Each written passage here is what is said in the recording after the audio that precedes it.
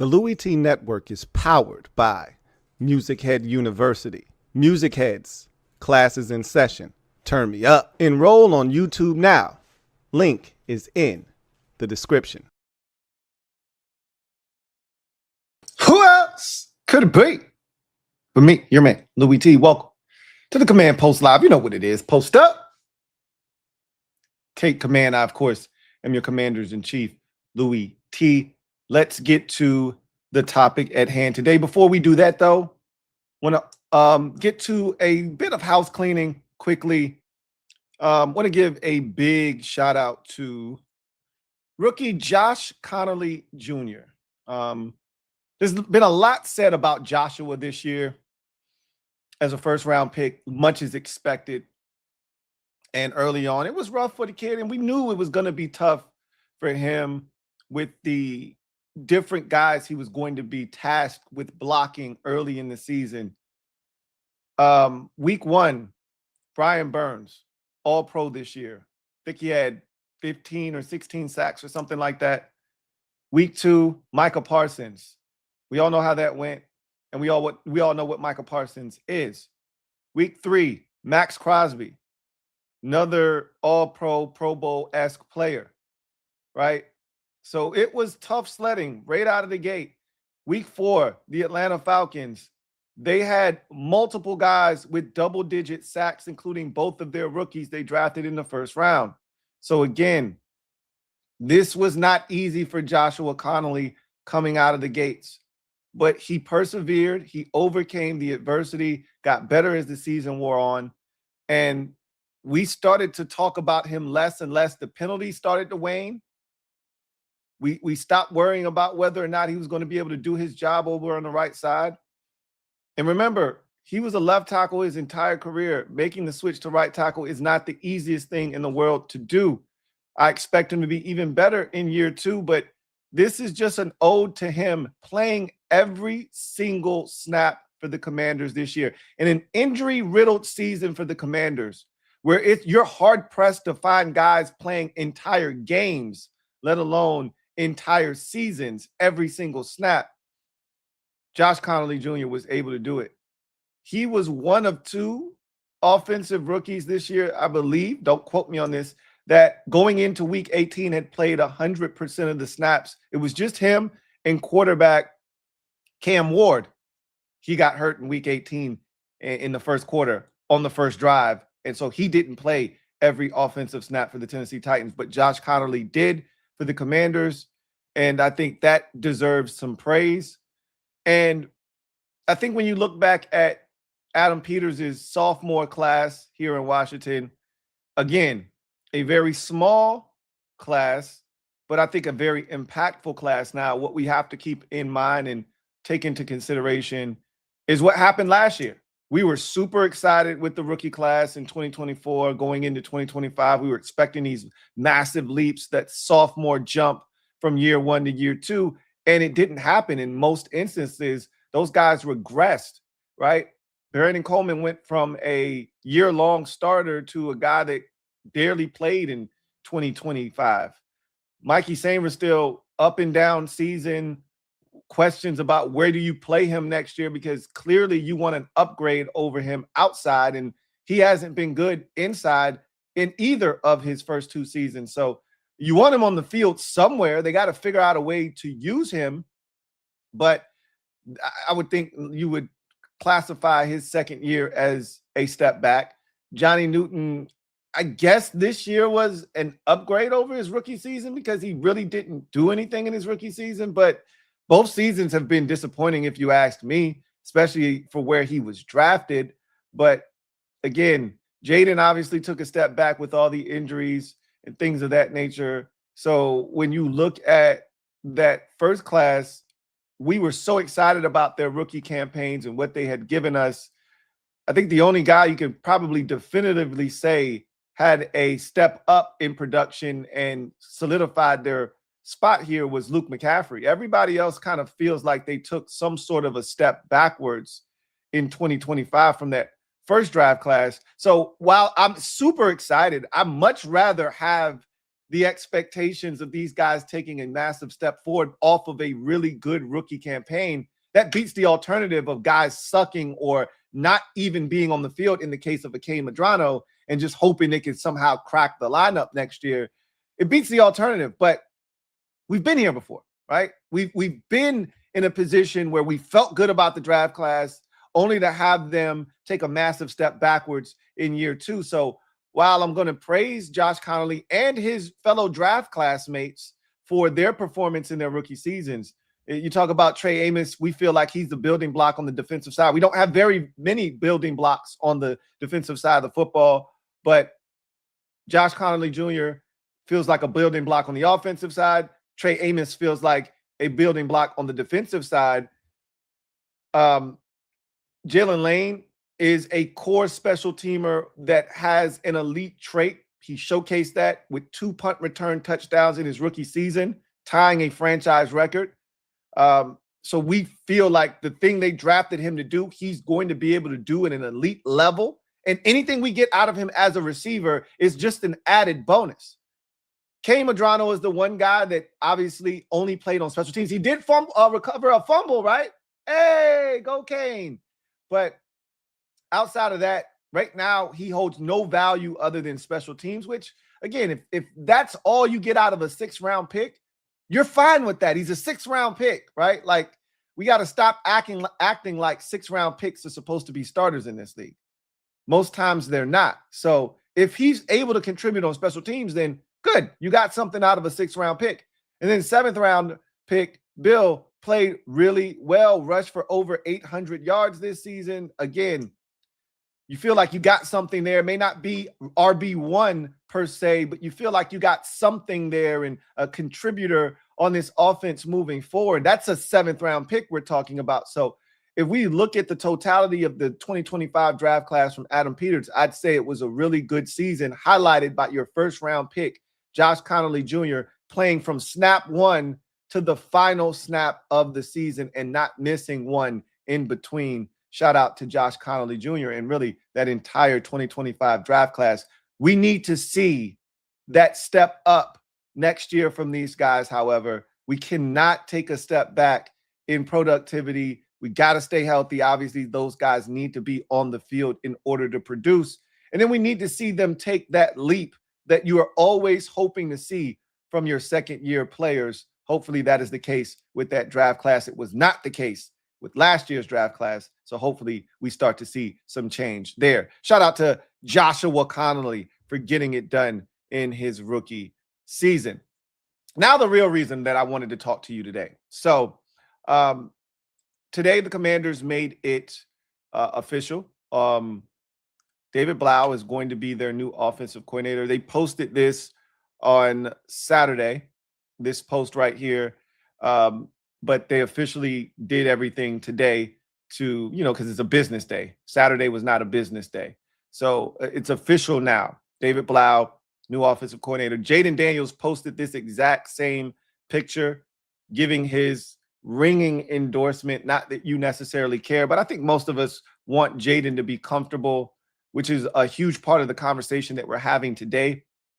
So David Blough going to remain here. And all conversations that I've heard, that I've listened to surrounding David Blough, because I asked a question the other day that basically was, did DQ make this decision based off of past experiences, or did they actually truly believe that David Blough was this young savant offensive mind that was going to ascend through the ranks somewhere else if we didn't give him a chance to do it here? And they wanted to make sure that they kept homegrown product here that looked like he was going to be an up-and-coming rock star in this league. I think there's a combination of the two. I think DQ absolutely has trauma from his Atlanta days where he bypassed some of the best offensive minds the game has right now and brought in a guy outside of the building in Steve Sarkisian to be his offensive coordinator. And so I do think there's a bit of that, learning from past mistakes and experiences. But I also do believe, listening to guys like John Keim, Logan Paulson, and others, that they truly believe David Blough is a genius offensively and that he's going to come in here and not only give them what they're looking for, which is more balance on offense in terms of run pass, but he's going to dial up some plays that are absolutely going to have guys running open, give us the best chance to succeed moving forward. You watch Ben Johnson and you watch the things that he does and how he sets plays up. It's next level. You watch Sean McVay find ways to get to the screen game, find ways to get Puka Nacua the football, knowing that the opposition knows Puka Nacua is going to get the football. It's next level. You watch guys like Kyle Shanahan in his element. How about the double reverse pass yesterday? How about finding a way to get guys open using your best player on the offensive side of the football, Christian McCaffrey, as a decoy to open up an opportunity for a touchdown pass to Demarcus Robinson? Pure genius. When you see guys like that in their element, you want that for your favorite football team. I know I do. And I'm hoping that David Blough is some sort of variation of those guys, where we're going to get a guy in here that's just carving up NFL defenses. They think they have an answer, and he's got the answer to whatever they believe is the answer. They got the test. He already has the answers to the test. They got a counter. He's got a counter to the counter. Hopefully, we just hired a guy that's going to take this offense to new heights. And I'm looking forward to seeing what David Blough can do. But in talking about that, I wanted to bring up something that I can be honest, I'm guilty as charged here, that I've sort of ignored here. Someone in the chat of one of the previous videos brought up a great point. And I think we got caught up in the excitement because, again, when you start talking about positional coaches, you get pushed down the pecking order when we're talking about having coordinator jobs open, which we did. And so those become the big topic du jour. They take the headlines, and you sort of bury everything else until those things get, resolved. They're going to dominate the topic of conversation. Well, they've already hired an offensive coordinator, as we just mentioned, David Blough. But in doing so, remember, Tavita Pritchard was hired in season by Stanford to become their new head coach. So he left after the week 16 game to go man that post.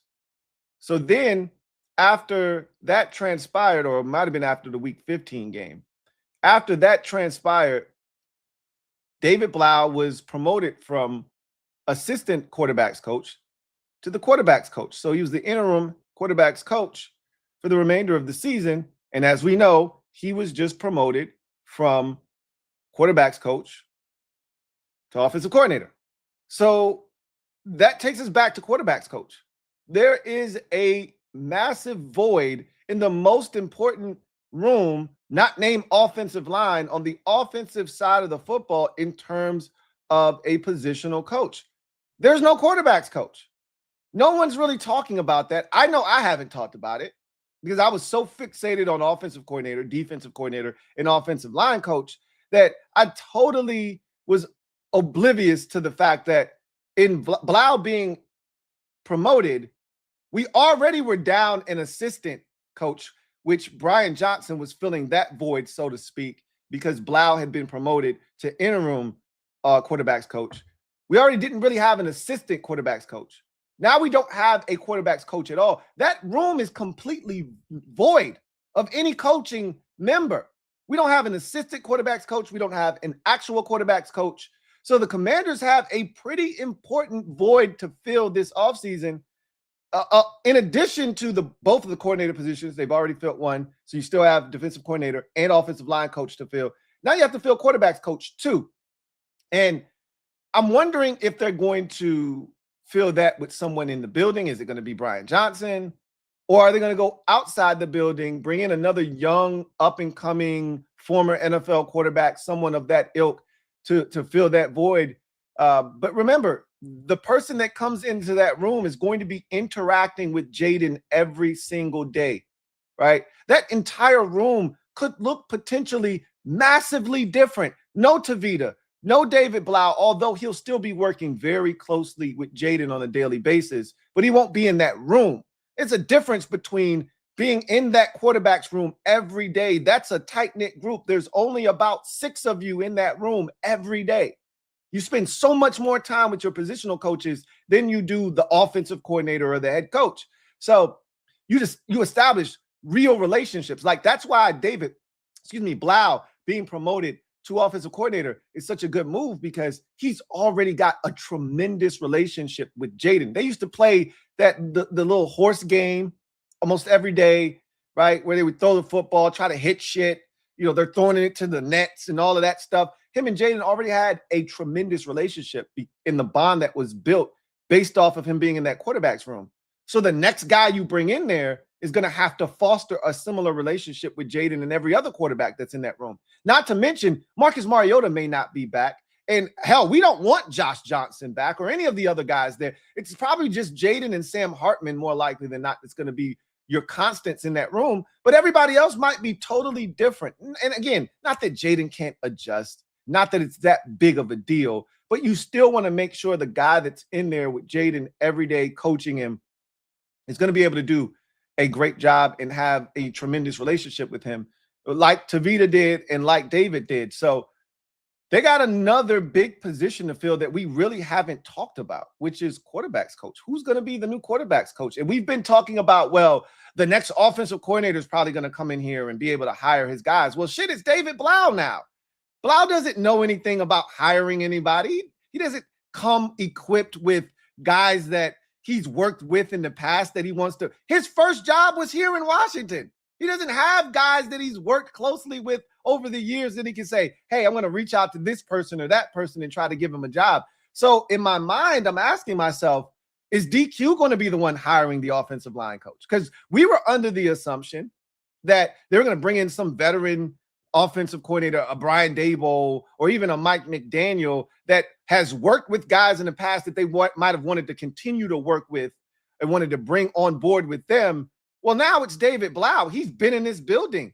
So unless they're promoting from within, offensive line coach and quarterbacks coach need to be addressed. And I don't know if they're going to do that within the building or are they going to go outside the building. Remember, David Blough was here because of Cliff. It's not like DQ went out and sought out David Blough and said, he's a young up-and-coming coach, a guy that played in the league, not that long removed from being a backup quarterback in this league. He's extremely smart by all accounts. I'm going to bring him here. That wasn't a DQ move. That was Cliff's guy. So I don't really know how they're going to replace. Again, do you trust Dan Quinn to bring in elite young talent? I don't. Because he hasn't brought any of it in here. All of the elite stuff that we felt like we had here, or elite stuff that we felt like we had here, was either already here when he got here, or somebody else brought them here with them. They loved Tavita in that building. Well, Tavita was already here. Okay? Tavita was already here. They loved David Blough. Clearly, they just promoted him to offensive coordinator. Well, Cliff brought David Blough here. That had nothing to do with DQ. So, again, who is Dan Quinn or David Blough? I don't want to dismiss the idea of David Blough knowing some guys he's crossed paths with throughout his career, maybe as a player, that he may say, this guy's looking to get into coaching, or this is a guy that I know has been coaching elsewhere, but we were teammates and I think he'd be perfect for this job. He's an assistant quarterbacks coach here or there. I don't want to dismiss David Blough being able to have input on that, but do you trust Dan Quinn to go out and get someone that's young, up and coming, that can fill that void? Until he shows me that he has the ability to do that, I'm not giving him the benefit of the doubt. So we have another void that they have to fill on this staff that we really haven't talked about. Quarterbacks coach, really 2 positions there. If Brian Johnson isn't filling either one of them, because remember, Brian Johnson's title is assistant head coach and like offensive pass game coordinator or something like that. So his titles have been, set up in a way where he's like a utility man, but he's not technically your quarterbacks coach or your assistant's quarterbacks coach for that matter. We don't have either one right now, an assistant QB's coach or a QB coach. So they got some work to do. And is David Blough going to be a part of that process or isn't he? Again, I don't know if that's that important or not. Normally, offensive coordinator has his hand in that, but that's normally a veteran offensive coordinator or someone that has been doing the job for a long time, being that Blough was literally a month ago, David Blough was an assistant quarterbacks coach. Life comes at you fast. He went from an assistant quarterbacks coach to a interim quarterbacks coach to an offensive play caller in the span of a month. Talk about a whirlwind. Like, I think David Blough, if you would have just told him he was going to be promoted to quarterbacks coach next season, he would have been thrilled with that idea of just having the room be his. He goes from having the room be his in 2 weeks to then the next 2 weeks being an offensive play caller in this league. So, quick turn of events for him. But now they have 2 more voids in addition to offensive line coach and defensive coordinator that they need to fill. And we talked about all these other positions that might shift. Well, if they're going to bring in this new coordinator, he's probably going to want this, that, and third. I don't think you're going to see any shuffling of the deck now. With this internal hire of David Blough, I would assume that they've been working very closely with the rest of these guys. If they were going to fire them, they would have done it when they fired Brian O-line Bobby Johnson. I think everybody else is pretty safe in there, right? We think Anthony Lynn's doing a pretty good job. I know they love Bobby Ingram as the wide receivers coach. It doesn't seem like David Rye is going anywhere. I actually think they really like David Rye as the tight ends coach. So don't think any other shuffling of the deck is going to take place on the offensive side. Can't say that necessarily about the defensive side once they hire the defensive coordinator, but I'd, again, imagine that the defensive coordinator, when they interview these guys, they're telling them, hey, we already have a staff put together. Are you okay with coming in and working closely with XYZ? And look, if you want the job, you're just going to say yes, right? Like, you're not going to really push back against, well, if I'm going to come in there, I need my defensive line coach. I mean, unless you're a bigwig, unless you're a Jim Schwartz, then you could probably, call your shot. But if you're a guy just looking to, stay employed in the league and be a play caller, you're not going to push back against them telling you, well, we already got Daryl Tapp as our defensive line coach. We already got Tommy Donatel as our D-backs coach. And we already got Ken Norton Jr. as our linebackers coach. You cool with that? Well, yeah, that's fine. Got no issues with that. So I did want to talk about the quarterbacks coach because nobody's talking about that, including me until now. We have 2 voids in that room. Boy, I hope Marcus comes back. I know some people don't care about Marcus being back or not. I do. I still think no matter who's the play caller, which we know it's going to be David Blough, Marcus Mariota fits what we do here. I know he fits Cliff's scheme even better. And if I'm Marcus, I probably want to go wherever Cliff goes. But you love it here, though. Like, you can't be assured. Like, Cliff was a part of here, but Cliff wasn't this building. This building was built off the back of DQ and the way he treats people and how he sets up the culture. That's what Marcus, I think, appreciates more than anything else. He absolutely loves Cliff's offense because it fits him. And when he plays, he feels like he's going to be put in a position to succeed. But when you talk about just enjoying coming to work, which Marcus isn't guaranteed to play wherever he goes, right? Marcus is a backup quarterback now. He's not a starting quarterback in this league. I think he understands that at this juncture of his career. So you're not guaranteed to show up to work every day getting ready to game plan for an opponent.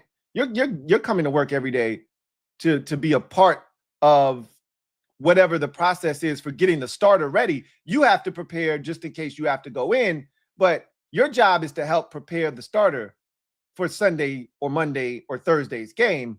And should you have to go in, your preparation and helping him should be helping you simultaneously get ready in case you have to go in. But you want to go to an environment that you love being at every day. That's what they fostered here. I would think that would supersede and trump Marcus's his loyalty to Cliff. I think his loyalty to DQ in this building should supersede him loving playing under Cliff Kingsbury. I would hope so. Hope Marcus comes back. But again, it's hard to find quality help at the backup quarterback position in this league. I watch a lot of football, and I'm telling you, there are a lot of bad backups in this league. My goodness. You got any aspirations of doing anything in this league, you best have a quality backup quarterback. A lot of teams do not have that. I mean, it gets really bad when you got to go to your bench at quarterback. So I just think about the 49ers this season, and if they didn't have Mac Jones, they're not in the playoffs. He was so good for them while Brock Purdy was dealing with his various ailments this season. Where would they have been without Mac Jones? That's if you plan on trying to win a Super Bowl, you need one of those type of guys. We have that in Marcus Mariota. I don't want that to leave. That's just my opinion, though. Anyway, I digress. Let's get to a word from one of our sponsors. We'll get to your comments, and then we'll get out of here. I didn't want to talk your head off today. I just wanted to come put that in your ear and bring that kind of conversation to light, because I feel like no one's talking about the fact that we don't have a quarterbacks coach. It's vacant in that room. That room is completely bare right now with the looming Marcus Mariota situation. No assistant or quarterbacks coach. There's nothing in there but Jaden and Sam Hartman. Jaden's looking around that room like the Fresh Prince on the final episode. Like, where's everybody at? Where's all the furniture that went in here? It's crazy right now. Sleeper. Sleeper is the best way to experience and connect over sports together. It's a one-stop shop for all of your sports needs. You can celebrate and chat in the games in real time with other users, get the fastest scores, blazing fast news and alerts right at your fingertips. Play in fantasy leagues and win real money on picks contests. So enjoy sports the way they were meant to, together. Download the #1 sports app today. Predict the hottest football stats like passing yards, receiving yards, touchdowns, interceptions, and much more to cash in on your daily fantasy football skills. Use promo code LTN and Sleeper will match your first deposit up to $100. Terms and conditions apply. See Sleeper's terms of use for details. Currently operational in over 25 states. Check out Sleeper today. Sleeper. All right, so we got one comment here. Big shout out to Sleeper for sponsoring this stream. We'll get to this one comment and then we will get out of here. Darnell Kelly, been a member for 52 months. Celebrate! Who writes, I might be biased. We should steal Ronald Curry from Buffalo. QB coach there, 757 stand up, but his personality would mesh well with Jaden. Is he the QB coach at the University of Buffalo or with the Buffalo Bills? Which one is it? I'm assuming he's at the University of Buffalo. Yes, you are biased. Ronald Curry, that's a 757 legend. I haven't heard his name in eons, so you're definitely biased. And if you're talking about the Buffalo Bills, then they would have to give you permission because it's a lateral move, which I'm pretty sure they wouldn't if they love him there. If you're talking about the University of Buffalo, which is what I think you're talking about, I don't see Dan Quinn going to the collegiate ranks once again. So, like I said, I don't think you're going to get some young up-and-coming, unless David Blough has his hand in it. DQ, I don't think so. I could be wrong here, and I probably shouldn't make this accusation. But I don't think Dan Quinn is in touch with the youth of the coaching fraternity, right? I don't think Dan Quinn is locked in to what the young boys are out here doing in these streets. When you're of a certain age, you roll with guys of a certain age. If you look at Dan Quinn's staff that he assembled, the guys that he brought here, they're all either around his age or he coached them. And so they're of a certain age bracket, if that makes sense. Daryl Tapp, he coached Daryl Tapp when he was in Seattle, right? William Gay, right? William Gay is another guy that DQ, I think, either coached or knew of as a player, gave him an opportunity, right? Anthony Lynn, probably right around the same age as DQ, a coach that came up in the game with DQ. Ken Norton Jr., coach with DQ in Seattle. They're right around the same age. If, you know, I wouldn't be shocked if Ken Norton's not older than DQ.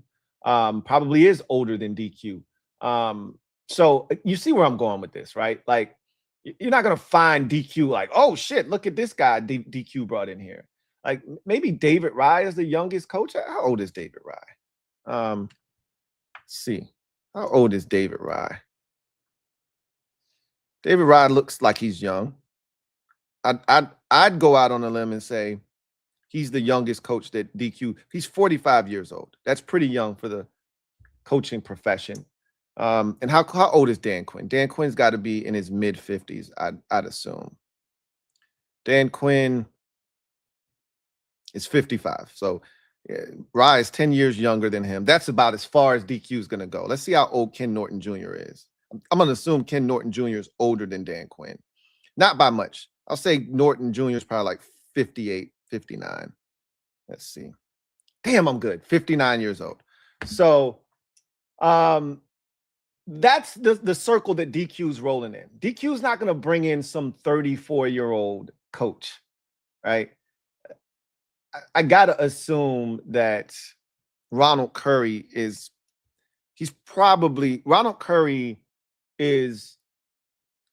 a little bit older than I am. So Ronald Curry's probably in that same David Rye range, 44 years old. Let's see how old Ronald Curry is. I'm going to guess he's about 40, 43, 44, something like that.